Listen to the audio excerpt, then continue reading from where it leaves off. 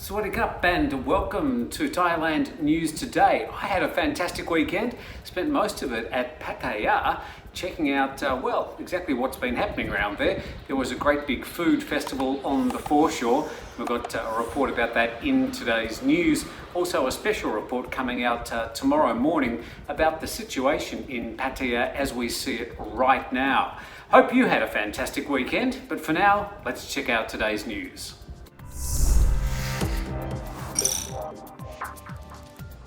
Now, to start off today, Thailand Energy Minister has outlined a number of new strategies the Thai government's currently looking at. Some of these might be of interest to you.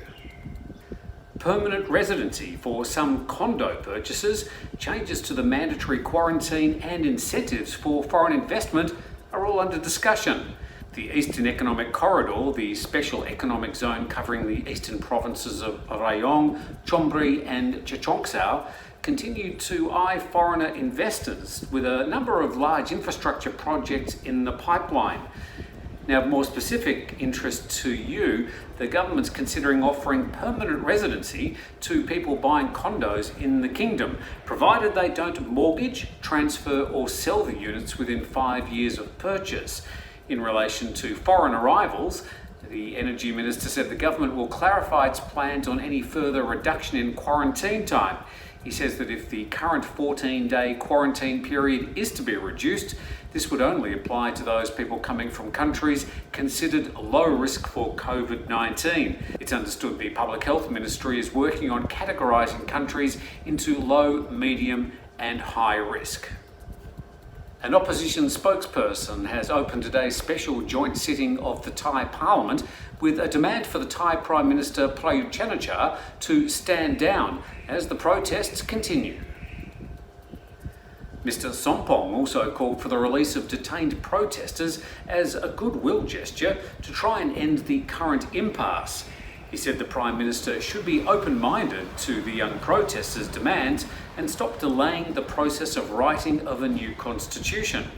Meanwhile, a Palang Pracharat Party MP, Paibun Nititoan, defended the PM, saying the country needed his leadership to get through the economic crisis and to protect the institution of the monarchy, which was under attack by protesters.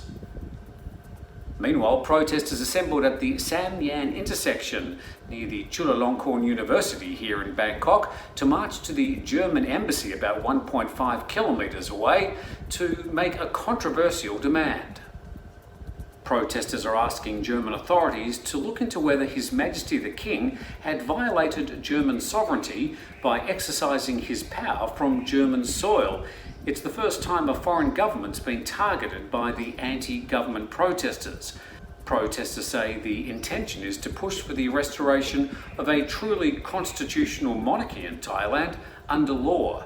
A spoiler rally is also underway by government supporters and royalists at Lumpini Park, right in the middle of the march route to the German embassy. Last evening, protesters gathered at the Ratchaprasong intersection along Ratchaprasong Road in response to the Prime Minister's failure to submit his resignation by 10 p.m. on Saturday night, the first of two rallies, the second one today. Thousands gathered to hear speeches and musical performances. Messages on some of the banners read, "We are the people," "Everyone is a leader," "Thailand is for the people," and "Police should protect the people." Whilst blocking the intersection for 3 hours with little police presence, the protesters disbanded peacefully just after sunset. The seaside city of Pattaya, struggling along for the past 7 months with only a handful of tourists, had one of its busiest weekends ever over the past 3 days. Friday was a public holiday for King Chulalongkorn. Much of the increased traffic were Thai faces, big change to the city's old demographic of international tourists and expats. Tourists flocked to the city for the long weekend, which included the Eastern Colourful Food, Culture and Music Festival, stretching along the Beach Road foreshore. The focus of the weekend's events was the Beach Road, which was visibly busy with locals and tourists joining in the foreshore festival, talent shows, music concerts and local food. And Thailand schools are being told to get ready for a possible second wave of COVID-19 just in case, to make sure that students all have equal access to online education.